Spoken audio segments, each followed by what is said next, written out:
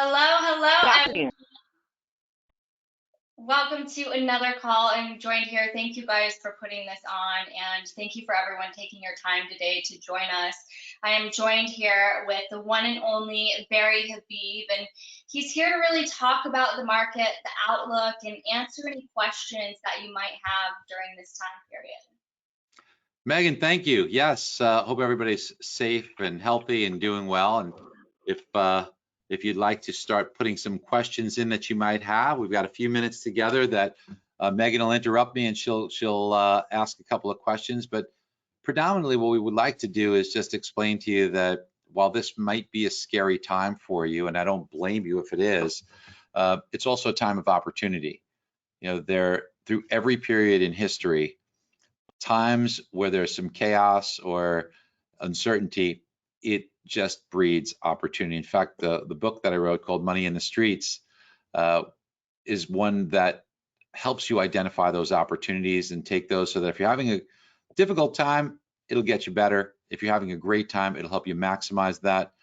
But it's just identifying the opportunity. So let's just take a look around and see through history some of the people that have made some interesting remarks, like Warren Buffett, who said, you know, when others are fearful, that's when you should be greedy. And boy, I'll tell you, a lot of people are fearful right now. So maybe there's some opportunities we should be looking at, and we'll talk about that in just a minute. How about Sir John Templeton, who said that you want to be a buyer on the most pessimistic day? And then if you go all the way back to 1815, you had Sir Nathan Mayer Rothschild, or Baron Rothschild, who was about to become the richest man in the world. And when he did, he was buying all the stocks he could during the crash at the London Stock Exchange back in 1815. When it was all over and he became the richest man in the world, they said, "How did you do it?" And he said, "You buy when there's blood in the streets." So there are opportunities right now for you. There are things that you can and should be doing. Let's go talk about a couple of them. One is real estate.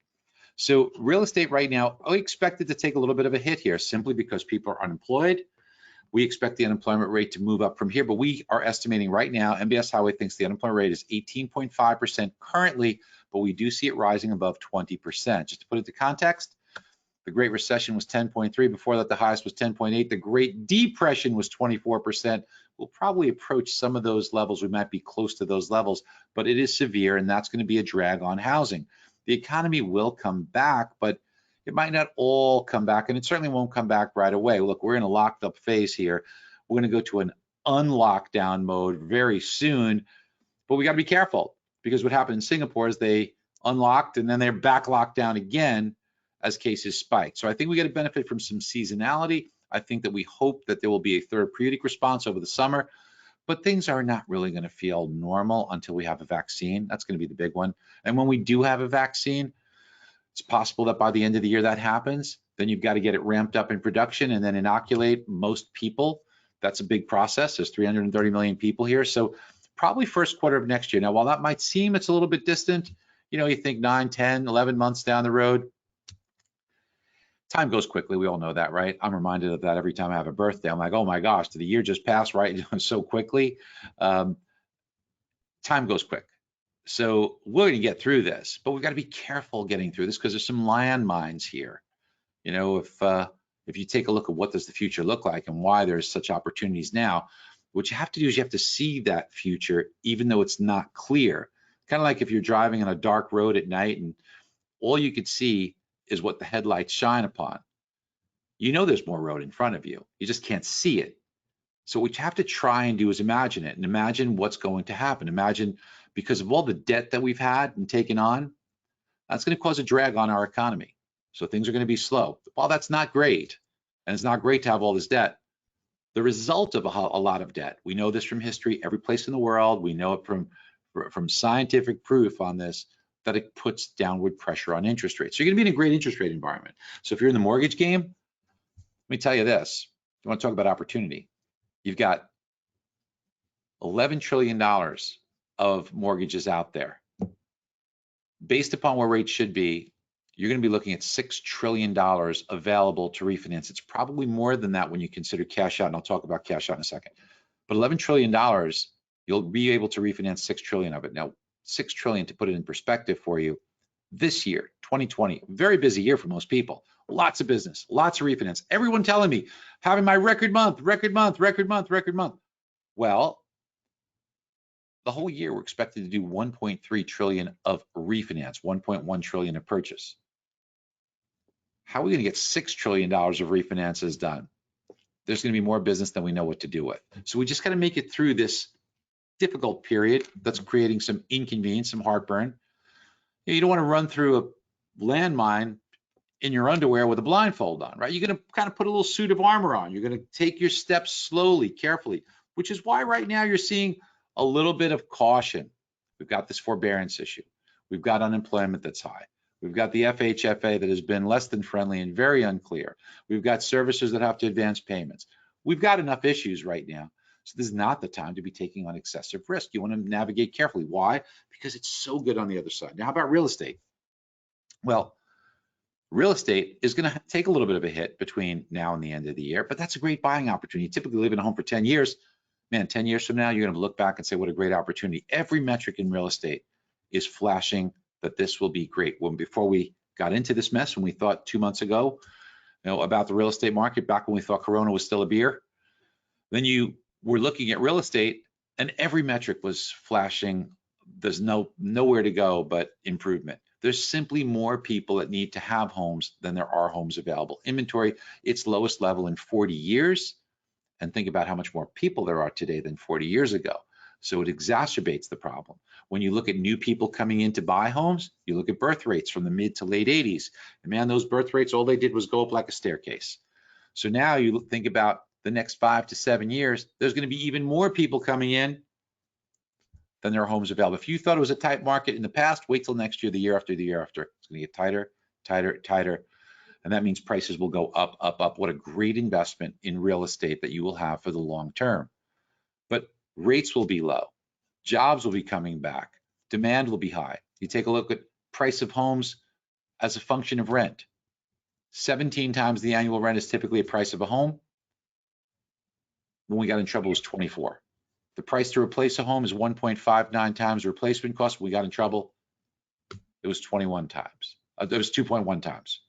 So we are in a position right now that the real estate market will be a great opportunity going forward if there's some inconveniences that you're experiencing right now.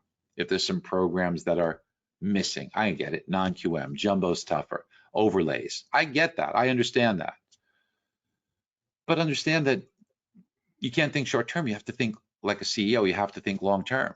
You have to think that, man, if I get to 9 months down the road and kind of play it safe and careful for these next 9 months, I've got years and years and years of enormous prosperity. Your income's only going to be limited by the amount of hours in a day and how much money you want to make. That's your only limit. But if you're a little too crazy during these next 6 to 9 months and take an overabundance of risk, that's when you can miss out on that opportunity. So we do have to be careful, but the future is extremely and extraordinarily bright. So the other opportunities that I just want to mention, 2 quick ones to you before I bring it back to you, Megan. Number 1 is the opportunity with cash out refinances. Now, to the extent that you can do them, remember, people have a lot of equity in their homes. 40% of home ownership, free and clear. The 60% that do own homes, about 50 million households, the average loan to value is 53. They have $177,000 in equity in those homes. You could pull that out, pay off their debt, save them so much money, reduce their monthly payments by $1,500, $2,000 a month. During this time, that's when they need it most. Pull some extra cash out to give them a cushion, make them feel comfortable, make them feel safe. Don't make them sell their stocks at a discount. Don't put them in a position where they have to borrow money when they really need it. Give them a cushion, make them feel safe. And then when this does end 6 to 9 months from now, that extra money that they're saving that they no longer need, accelerate the payments, pay their mortgage off 12 or 13 or 14 years sooner than they would have. And by doing that, now you really save them a lot of money, $3,000 or $4,000 a month, 150 times. Wow.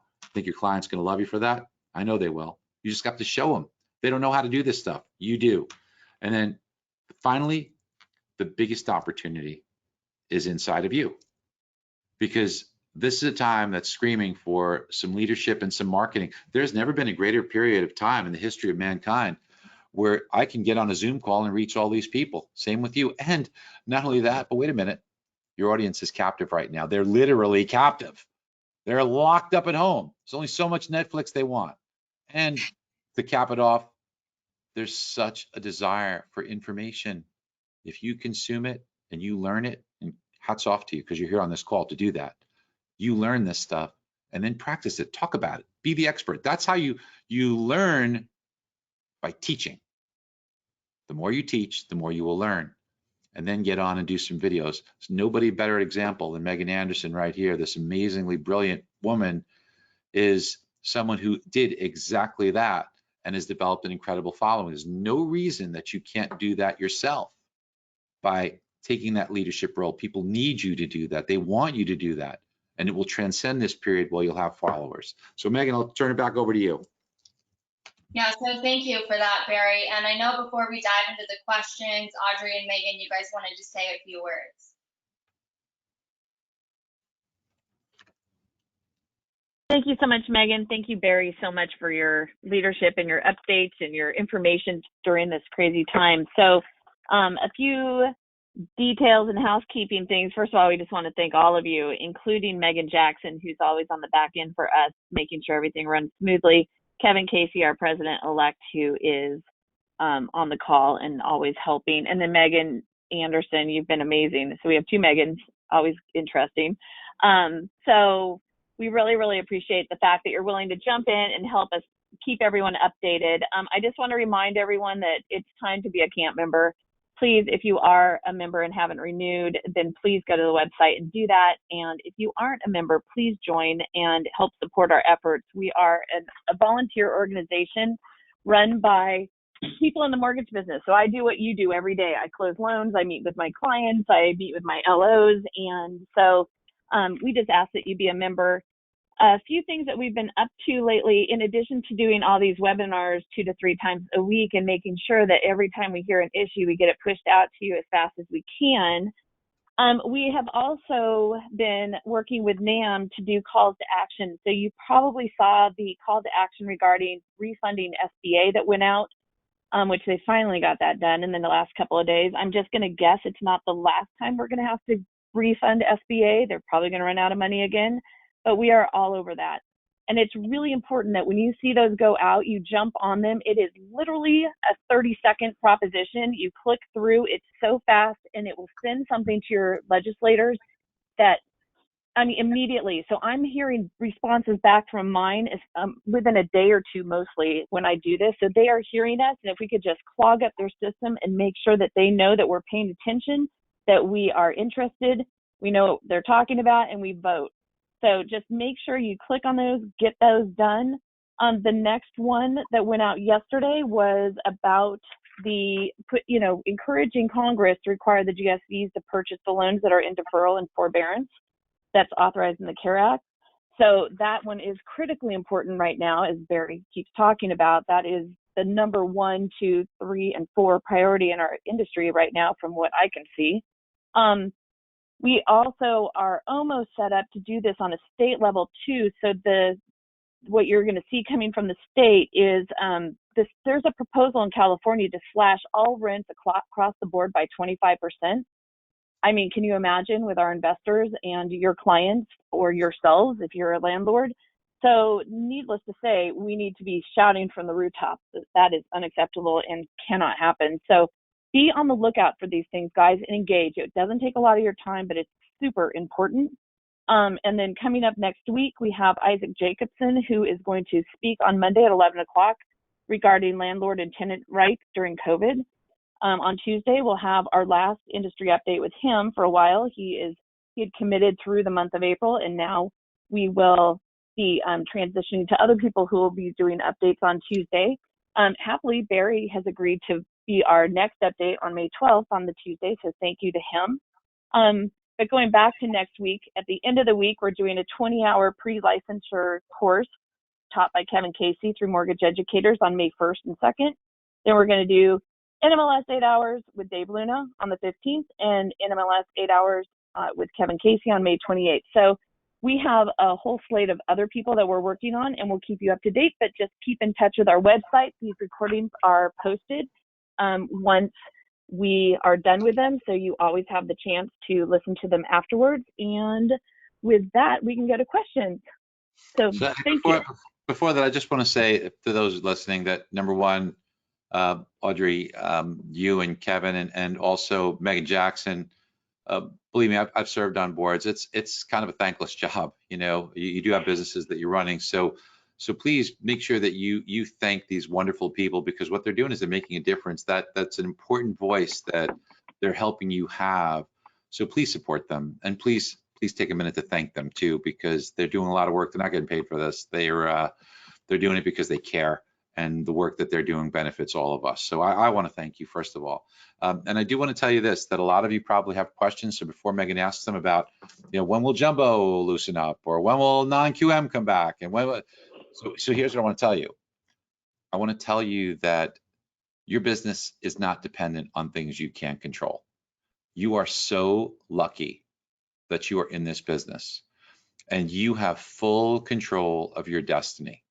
You don't need, I know it's an inconvenience, and I know it's a heartburn, and I know it's a pain in the ass to lose a program or a bond program.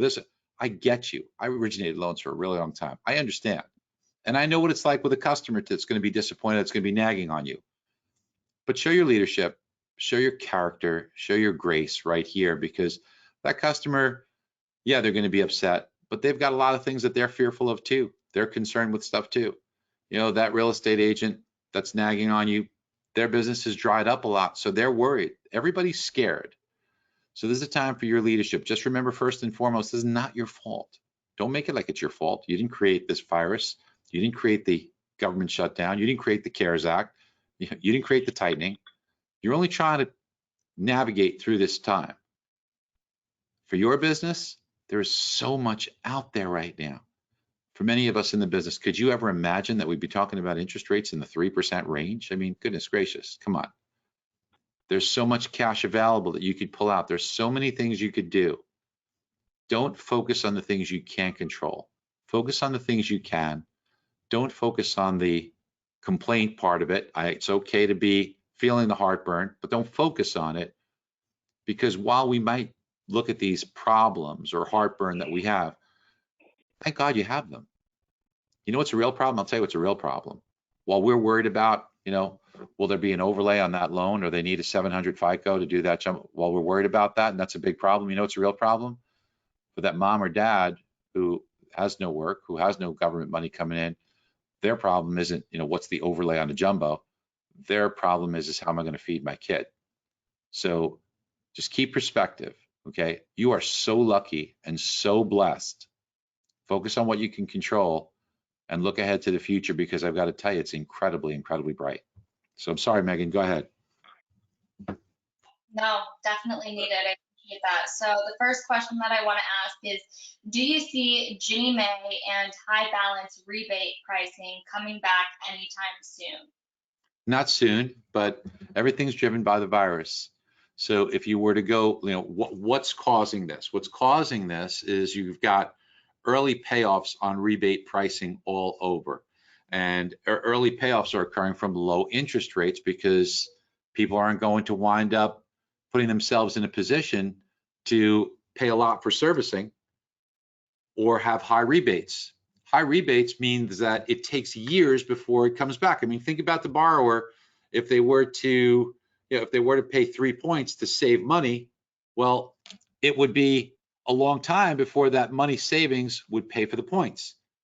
If you're the lender, you're in essence in high rebate paying points. So it takes a long time to get that back in yield to recover that. So you're going to see less in those rebates. You're going to see potentially more expensive cost for a longer term rate lock, because that's what we went through with the margin calls. So these are all inconveniences. You're going to see overlays. You're going to see all this stuff happen. But overall, everybody's in the same boat. We all drink from the same well. There's no magic well. So these tightenings or inconveniences will start to creep in more and more, but it's okay. Focus on what you can control, because that's where the real benefit is long term. Hey, when I started the business, it was common to pay 3 points on a loan. Okay. So, it might be more common to pay 1 point on a loan. So Barry, can I jump in here for a second? I've been saying this a little more loudly lately, I think it's time that we have a conversation in the industry about how to handle EPOs and how to handle the counter this idea that a lot of the banks and institutions were promoting for a while, where there were no cost loans. So the borrowers think, oh, if I go to that person, it doesn't cost anything. And they don't realize there is always a cost to everything. And I think it's time for the conversation to shift so that we either get the investors to stop buying loans that have been originated in the last 6 months, something like that. I mean, somebody said, oh, well, maybe we could just, promote the message and everyone will do the right thing, which I don't think is a realistic idea. It's nice, but I think we need to have a realistic conversation so that people understand the mortgage from the beginning to where it ends up in the end when the bondholders are being paid and the ramifications of early payoff. And so I think that message needs to get out there loud and clear these days, and a shift towards maybe doing some adjustments. So maybe if somebody decides, okay, I'm going to pay points, then there's no prepay, but maybe we do a 6-month prepay or a 1-year prepay on a 30-year fixed loan at 2 7/8, and then they don't have to pay as much points. You know what I mean? Like some trade-off. We're not talking about prepays on a 3-year, a 3-year prepay on a 2.28 subprime loan. But what are your thoughts on that? It's happening. It's exactly what's happening. So you will see it be more expensive on your, instead of it being pay a point, get a 0.25% lowering rate. If you pay a point, you might see 0.5% lowering rate. Instead of the clawback for early payoff being 6 months, it might go to a year. Whether it affects the buyer or not, the borrower or not, that's a legislative issue, a little bit more complex, right, since prepayment penalties have been removed, but it might gravitate eventually towards that. I don't know what the appetite is to start implementing that, but an easier fix for lenders would be to just be less aggressive on their above par pricing, which essentially does the same thing. Does the same thing as an early payoff. The servicing values will start to come back when payoffs slow down, and that's when you're going to wind up getting better pricing because the consumer's paying for it anyway. Servicing is being booked at 0, so there's a 0.25% premium in rate to that. There's a 0.25% premium for uncertainty of people paying back the mortgage for delinquency. There's a 0.25% premium in the rate because of capacity. In the normal circumstance, based upon where the bond market is, you should be in below 3% with 0 points right now. That's where you should be. But because of these premiums that have been put on there due to what's happening in the environment and what the FHFA has done with uncertainty and with early payoffs and servicing hits that have been taken, you're seeing a period of time right now where the spreads are higher just to accommodate these things, not because profits are greater. Companies are struggling to make sure they navigate through these waters and really taking it on the chin. So yeah, you're right. Go ahead, Great. Megan. Yeah, another question is, what is the outlook for FHA purchase lending in terms of interest rates? Well, again, interest rates will remain low for a very long time. You have some additional premiums that are being assessed to that now because the servicing value has been marked down. When the servicing value comes back, it'll get more aggressive. But listen, rates are good. They're going to remain good. They'll be low for a long, long time. Do you believe that banks will freeze credit lines? Can you be more specific? Credit lines for who? On warehouse lending, for HELOCs, for what? If you talk, okay, not specific. So let's just say if it's a HELOC, we're already starting to see that, by the way. So it could very well happen because banks want to make sure that people have the ability to repay. And if people are going to lose their jobs, especially with forbearance, there's going to be, there's going to be an incentive to want to tighten those up just to make sure that that the bank is safe, especially if they think that real estate values might take a little bit of a hit here. So would not surprise me. So if you might be thinking about whether or not you're going to use that balance on your home equity line of credit, you may want to withdraw a little bit more just to be safe, even if you don't need it right now, in case they freeze it. So that's a great question. Great. Lenders are charging a high premium with their rates, forcing borrower paid. Will that change? Again, all of these things depend on the virus, because so if you think about, so let's say 20% unemployment, that puts a big risk. 1 out of 5 people not working, there's a high correlation to people having a job and paying their mortgage. And then the risks, because of the way the FHFA has botched this with forbearance, puts even more strain and risk on. So, that's why you take it all the way down the line, and it starts with, when does the virus kind of slow down or get better? And that's really going to change when we have a vaccine. That's why I started with that, because that's where the dominoes fall. So the virus starts to become less of an issue. People come back, jobs come back. People are working, they can pay their mortgage. People can pay their mortgage. We don't have to worry about forbearance. We don't have to worry about delinquencies. We don't have to worry about foreclosures as much. And then you start to see the programs come back, and then you see interest rates have less of a premium within the spread. All those things happen with the virus kind of coming to a more manageable fear level than it is currently. And one question, and this might be kind of a question for everyone, especially those that are in, California, which is all of you. Have you heard any updates regarding RON, remote online notary, nationally and in California? Yeah, so I've heard about this in many states, and obviously it is a state issue. It's on the legislative side. I'd rather take a back seat on that one, Megan, because there's people that can answer that question better than I could. More market related stuff or overall related stuff. Yes, I'm there, but the specific notaries per state, that's not my area of expertise. I have a cursory view of that. Go ahead, Meg. That's all that I have for questions on my Great. end. I'm not sure if I'm seeing all of them, but just one thing that I want to ask you as we leave here is, for everyone listening, what should they be focusing on right now? What should their mindset be? And just some words of wisdom. So I think that people are really looking forward to hearing what you have to say now, Megan, which is going to be great. Come back, Megan. Where did you go? So I'm here. yeah, so Megan, I think that people are going to be really interested in what you have to say. But the words of wisdom that I would have are very simple, in that focus on what you can control and trust that we're going to get to a place that's better. That's how you take advantage of the chaos. That's how you can create opportunities for yourself, is see the future before it becomes obvious to everybody else. And we've tried to outline some of that today. There's enormous opportunity. So what does that mean for you?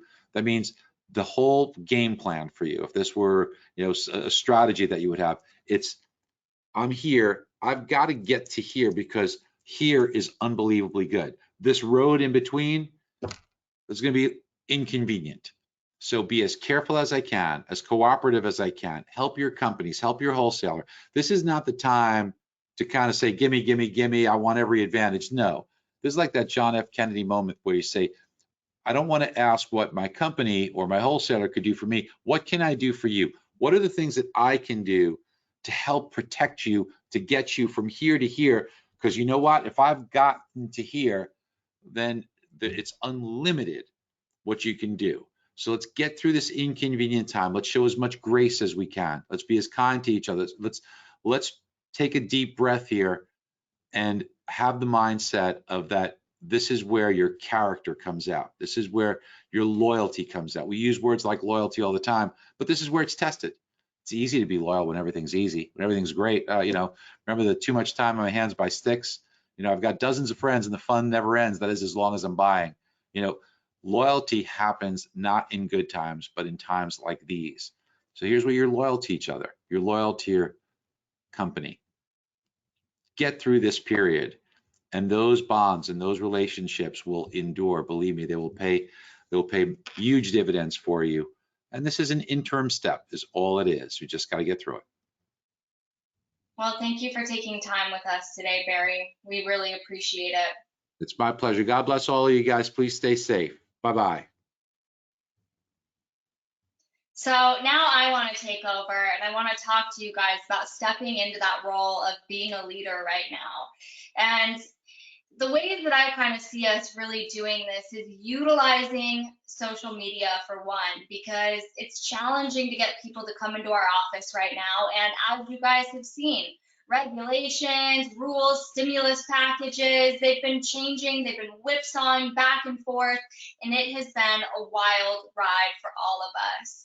And when it comes to building relationships during this time of social distancing, the first thing that I want to say is you guys are already doing this by being here on this call, and that is educating yourself, making sure that you are in the know. It's not enough during these times to just write mortgages, do refinances. It's not enough. We have to be in the know of how this space works and what is happening up to date to every minute.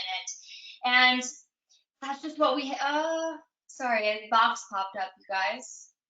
Oh, here we go. All right. I think you guys can still see my face. So hopefully you can see my face and my screen. If I'm wrong with that, let me know.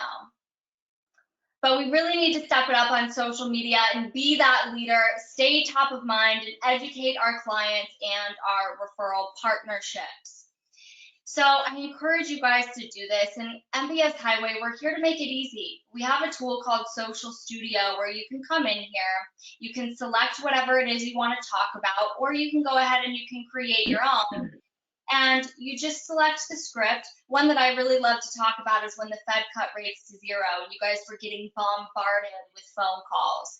When in reality, what you could have done is just come in here, edit the script however you want, proceed to desktop mode, and then what it's going to do is it is going to turn your computer screen into a teleprompter.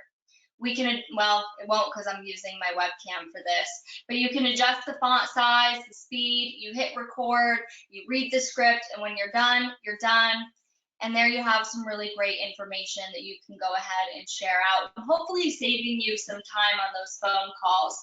But I also want to reiterate how important phone calls are right now as well. People are cooped up in their homes. You know, I live by myself. When I get a phone call from someone, it just makes my day because I'm not getting that human interaction that I'm so used to. So step it up, ask them, is there anything I can do for you? And that's a great way for us to build relationships during this time. And another thing that I wanted to talk about that Barry mentioned is everyone has these fears right now. They have fears of, you know, do I want to purchase a home right now with this pandemic going on? What's going to happen with appreciation levels? Is this really a good time to buy? And I just want to share with you guys the facts so that you can go out and you can talk to those individuals, your clients, your referral partners about why this recession that we're in is nothing like the last one that they're remembering, which was back in 2008, 2009. It's just not the case. We do not have the surplus of homes that we had back in, you know, the last time period. And when we look at history, home prices have actually done really well during every single recession. And when we're looking at this chart, and this is all part of an email campaign that you can get started for pre-quals, when we're looking at this chart, each of these gray bars represents the past recessions. And when we look at this blue line, this is home prices according to Case-Shiller. And people have in their mind, oh, this is not a good time to buy because I just remember the last recession. But this is not the case. Back in this last recession, and I'll show you in the next one again, we had a surplus of homes and we didn't have a lot of demand. And I'll reiterate that when we get to the birth rates. But of course, you guys know the basic law of supply and demand here. Of course, home prices back in that time period had to come down. But we're right on track here if you draw a trend line for 5% appreciation. And not only that, but if we go back and we look at home prices during the past recessions, they either stayed stagnant and went up exponentially afterwards, or they went up during times of recessions. So they do not need to be worried about being in a recession and purchasing that home. And this piece reiterates the fact that demand is going to continue to be strong. So when we're looking at this, each of these bars represents the number of births per year dating back to 1928.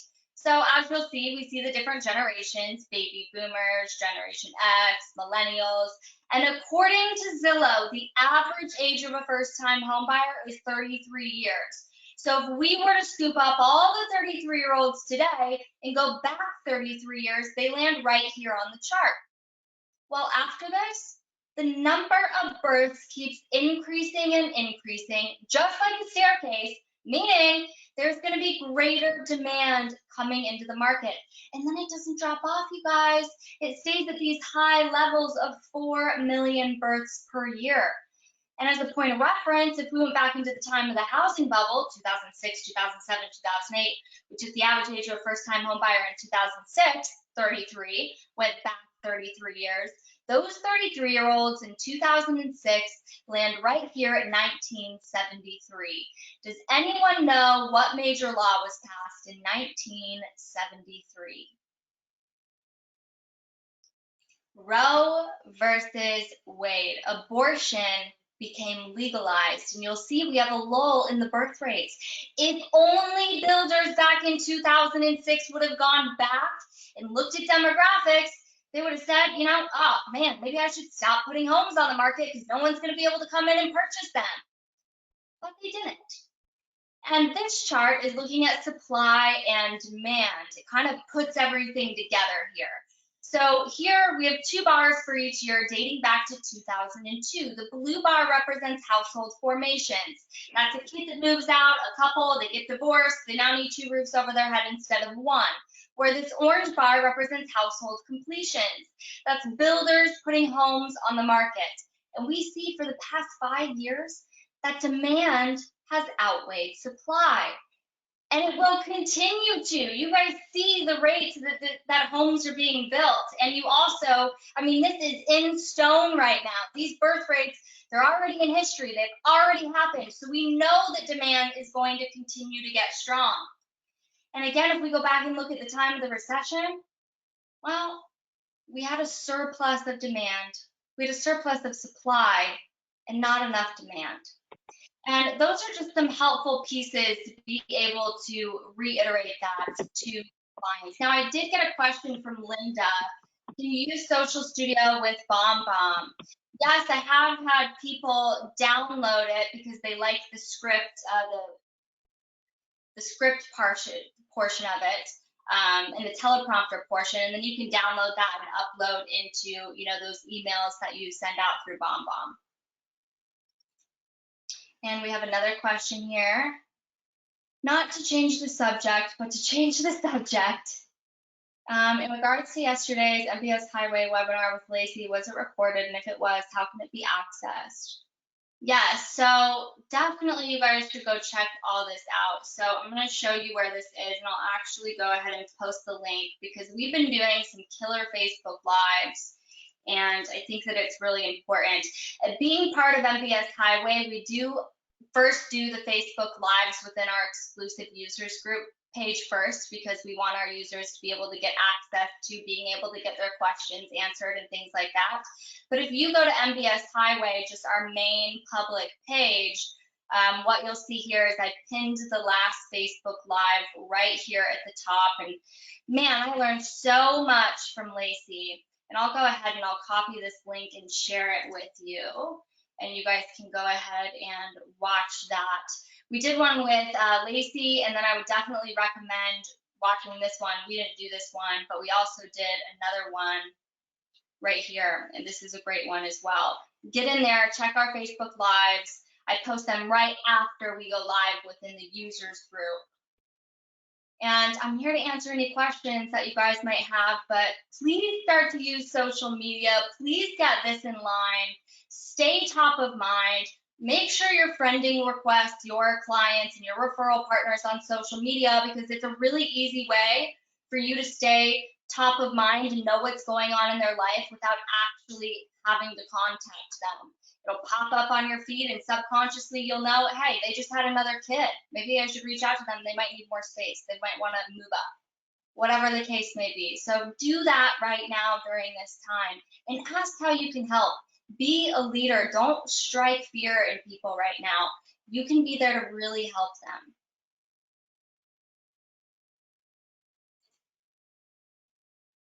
And I'm here for any questions right now. If you guys have any more questions, I think I can see the questions box. So, oh, one thing I want to mention right now, the biggest thing that I want to mention right now is being with camp. You guys get a month-long trial of MBS Highway, so you can try it out. That link does get sent out, and then if you do decide to sign up with MBS Highway, you get discounted pricing. So this is normal pricing if just someone was to come in and want to sign up, but you guys get this for literally half off. You're going to get it for $99 a month or $9.99 annually. So take advantage of that, and I'll get off my soapbox here. Be here for any questions that you guys might have, but thank you so much, Audrey, Megan, Camp, for putting this together. Thank you to you, Megan. Thank you so much. We just so appreciate it. Well, I don't see any more questions coming in, so if you guys have any, you can feel free to reach out to me personally at Megan, Megan, at MBSHighway.com. Oh, and Eric Mitchell. You guys all know Eric Mitchell. He is the latest episode on my podcast, so if you want to go listen to that, super motivating. The podcast is Behind the Breakthrough.